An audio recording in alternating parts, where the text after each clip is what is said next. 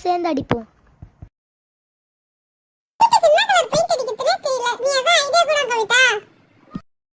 Colour choose பண்ணி வச்சிருக்கேன், அது ஓகேவா பாரு வினிதா?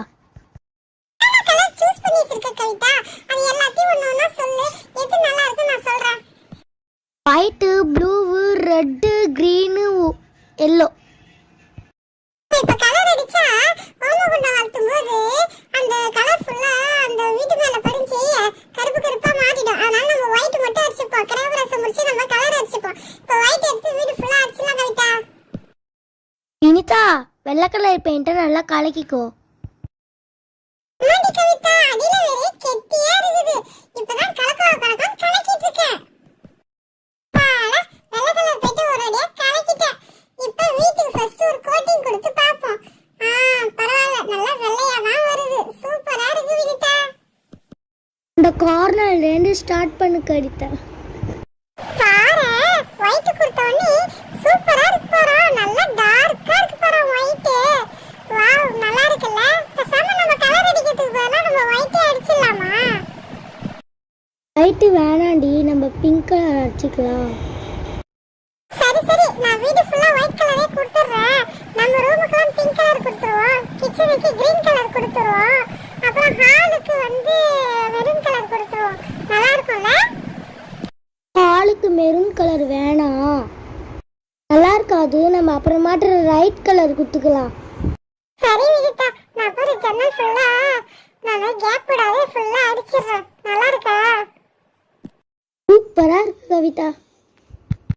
இப்ப இந்த சைடு அடிச்சு முடிச்சிட்டேன். அடுத்தது அந்த சைடு வேற அடிக்கணும். நாளைக்கு வேற விருந்தாடிலாம் வருவாங்கல்ல. நாளைக்கு சமையல் கட்ட அப்பா சொன்னாரா சொன்னலையா? ஒண்ணுமே புரிய மாட்டேங்குது.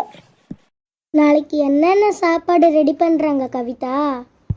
அநேகமா எல்லா ஃபங்க்ஷன்ல போடுற மாதிரி காலையில பூரி, பொங்கல், இடியாப்பம், அதுக்கப்புறம் இட்லி அதான் போடுவாங்க. சட்னி, சாம்பார் அதான் போடுவாங்க.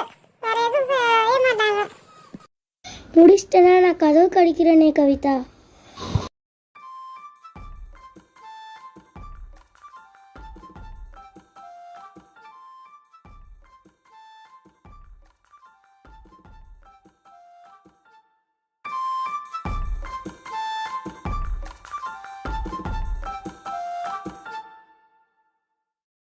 பாடி, நான் ஒரு வழியா அடிச்சு முடிச்சிட்டேன் ஒயிட். இப்போ வந்து கொஞ்சம் கொஞ்சமா தெரியுது பாரு. இது எல்லாத்தையும் நான் ஃபினிஷ் பண்ணி கொடுத்துறேன் வினிதா. சரி கவிதா, நீ ஃபினிஷ் பண்ணிட்டு சொல்லு. நான் அதுக்குள்ள கதவுக்கு அடிக்கிறேன். ரெட் கலர் ரெடி பண்ணி வைக்கிறேன் கவிதா. நான் வீட்டுக்கு ஒயிட் கலர் அடிச்சு முடிச்சிட்டேன். நீ கதவுக்கு ரெட் கலர் கொடு வினிதா.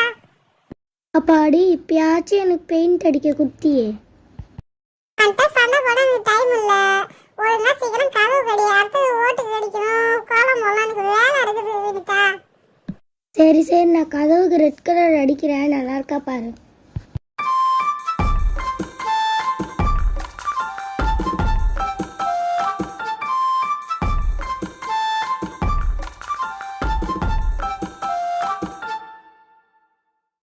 அவ்வளோ பெரிய வீடே நான் 1 மணி நேரத்துல அடிச்சு முடிச்சிட்டேன். தம்மா துண்டு இருக்கிற அந்த கதவை நீ 2 மணி நேரமா அடிக்கிற. எப்பதான் அடிச்சு முடிப்ப? நான் அடிச்சு முடிச்சிட்டேன். நான் மேலே கோட்டிங் தான் நான் கொடுக்குறேன்.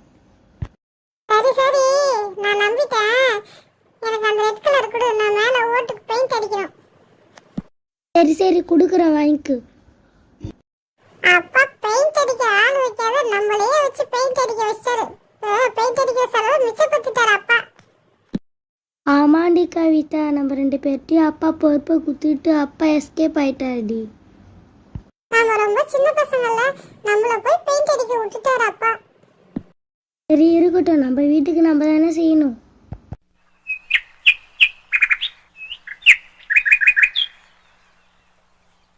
அதானே பார்த்தேன். நீ அப்பாவை மட்டும் விட்டு கொடுக்க மாட்டியே. அப்பா செல்லன்றதை அடிக்கடி நிரூபிக்கிறியே. சரி இருக்கட்டும், கீழே அந்த திணையில நம்ம பெயிண்ட் அடிப்போம். பெயிண்ட் அடிச்சு அழகா நம்ம கோலம் கொடுத்தா அழகா இருக்கும். அந்த காலத்துல எல்லாம் திண்ணையில தான் உட்காந்து கதை பேசுவாங்க. மாடி விதித்தா, அந்த காலத்துல திண்ணையில தான் உட்காந்து கதை பேசுவாங்க. பாரா, அழகா இருக்குல்ல பெயிண்ட். திண்ணை ஃபுல்லா அடிச்சுட்டேன். அடுத்தது படிக்கட்டுக்கு ஒயிட் கலர் கொடுத்துட்றேன். ஒயிட் கலர் கொடுத்தா நம்ம ரெட் கலர்ல கோலம் போட்டுடலாம். அழகா இருக்கும். ஊத்திராத. சரி சரி, எனக்கு தெரியும்.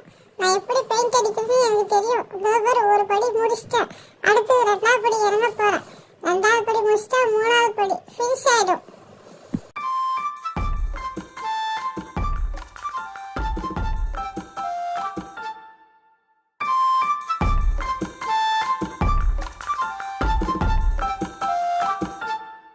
அப்பாடா, இன்னும் ஒரு படிக்கட்டு தான் இருக்கு. முடிச்சிட்டா வேலை முடிஞ்சுது. அழகாக கோட்டி கொடுக்கணும். ரவை மிஸ் ஆச்சு, அவ்வளோதான், சரியா போச்சு. நல்லாவே இருக்காது. நம்ம என்ன ட்ரெஸ் போடலாம்? பட்டு பாவாடை போட்டுக்கலாமா இல்லை சோழி போட்டுக்கலாமா? நம்ம அப்பா அம்மா வேட்டி சட்டையும் சேலையும் தான் கட்டிட்டு வருவாங்க. அதனால நம்ம பட்டு பாவாடை பட்டு சட்டை போட்டிருந்தாதான் நல்லா இருக்கும். சோடி சுடிதாரு அது வேறு போட்டுருந்தா நல்லா இருக்காது.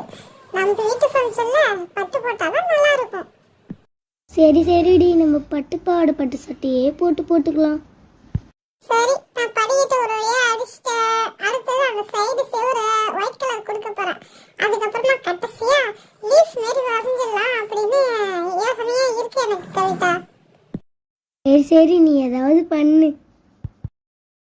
கோலம் போடணும்னா ஃபர்ஸ்ட் திண்ணைக்கு ஒரு ஒயிட் கலர்ல ஒரு செவரு மாரி கொடுத்துட்டு வரேன். அப்பதான் நல்லா இருக்குமே திண்ணை. பாரு, இப்ப சூப்பரா இருக்கு பாரு. வாவ், வீடே அழகா இருக்குது பாரு. பெயிண்ட் அடிச்சது அழகா இருக்கு, கலரே கொடுக்க வேணாம். அடே வினிதா, நம்ம பெயிண்டே அடிக்க தேவையில்ல. ஒயிட் ரெட் சூப்பரா இருக்கு கலர் காம்பினேஷன். அடுத்தது புள்ளி வைக்கிறோம். கோலம் போட்டுடலாம். கோலம் போட்டு ரெண்டு பார்டரை கொடுத்தா சூப்பரா ஃபினிஷ் ஆயிடும். ஒரு கோலம் போட்டதுக்கு சுத்தமா வரவே இல்லை. நானும் எவ்வளோ ட்ரை பண்ணி பார்த்து ஏதோ சின்னதா ஒரு கோலத்தை போட்டேன். இப்படி இருக்கலாம் பார்த்தா பட்டையா போயிடுச்சு. அப்படி இருக்கலாம் பார்த்தா எப்படி இருக்குதுன்னே தெரியல.